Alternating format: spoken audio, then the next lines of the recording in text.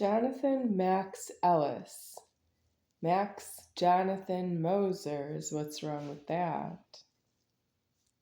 Is his name Max Aaron Moser? Or Max? I don't know Max's middle name. Does he not have one yet? He can give himself a middle name? I heard that Libby lost her middle name when she had to get out. It was from Michaela Betts from Homestead High School, freshman year of softball for the girls, freshman team. That's who Libby's middle name is named after. Michaela I didn't tell her that happened because I didn't give Libby a middle name. Anthony said this to me: What names do you have in mind for the baby? And I said I didn't have one, but I made a list, right? I didn't say Libby. I said a number of names. I don't remember. But I remember that I said Michaela and I said Kayla, both of those names, Kayla and Michaela. And Libby's middle name was Michaela, is what Anthony said to myself, but it didn't hold up when I asked her about it in, was it 2005? She said she doesn't remember it, but she also said she doesn't remember that she used to work a full-time job for a company in Chicago in the Department of Human Resources. She said she doesn't remember that she ever used to work, but she used to have a lot of work clothes. I was asking about that.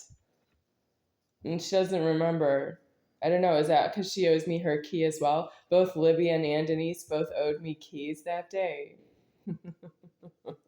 I don't actually collect on that. I didn't say, give me your keys and get out, the way I hear it every time somebody identifies who I am. Oh, are you Becky? Are you talking to me about myself? Give me your keys and get out. But are you going to the out of alive? And I think you must know that at this point.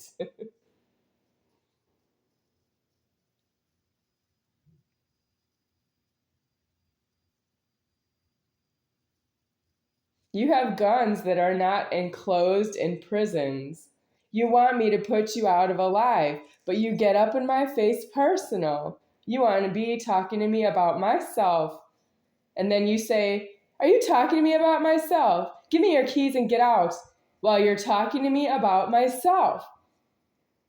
You don't acknowledge that you're the speaker ever.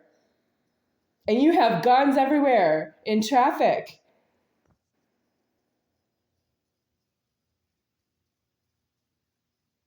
You have high-speed traffic. You can't park a car. I'm here because you don't park a car. I'm going to help you with that. I'm going to park all the cars and I'm going to take all the guns back and they'll be out of circulation of being anywhere near you where you can say something like, I want, and fill in the blank, and you can do anything you want with the guns being threatening. They're just threatening. You don't have to have one yourself. If you use AT&T telecommunications, you can have a phone and a gun together in anything you say. Dial 911 has guns right there on the phone. Dispatcher will send one to your door. And the guns are enclosed in a prison. You don't have that solved. Why do you have such a personal problem with myself? You have that problem with the guns and the telephones. Everybody has a phone. Everybody has a gun handy. Everybody's using everybody else's access to the guns. Somebody else can dial the phone and get a gun. You can dial the phone and get a gun. You can go to a gun store and buy a gun with a license. You can live with a gun. You can know somebody who lives with a gun. You can watch the movie Beetlejuice and find that old gun. It's a rifle, and it's so old, and it's still on TV.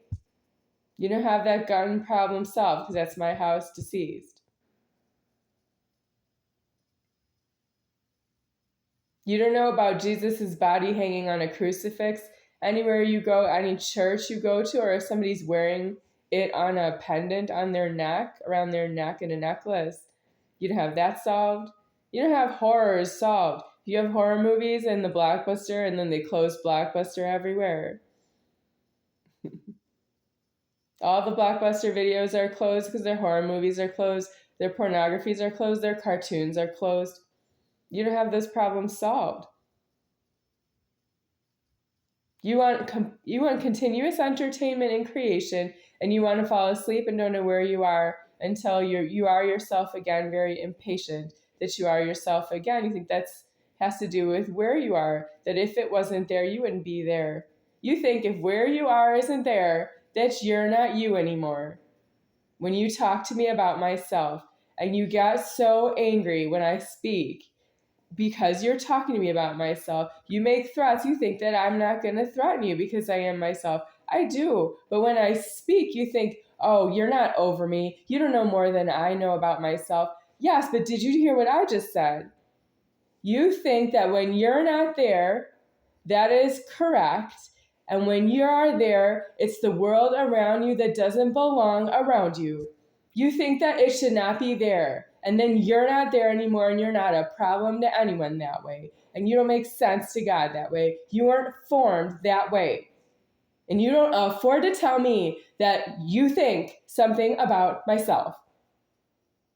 And take my keys and I'm going to get out. I didn't die from you doing that. I could be away from you and I didn't die from you doing that. To myself, because you are angry with myself. You have that problem. You just put it away from yourself and you don't know what happened. You don't know what alive did with alive.